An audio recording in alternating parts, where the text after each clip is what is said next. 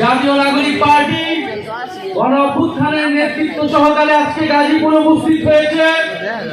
আমরা জানি গাজীপুর সবসময় লড়াই সংগ্রামের অন্যতম রণক্ষেত্র। জুলাই গণ অভ্যুত্থানের ব্যত্যয় ঘটে নাই।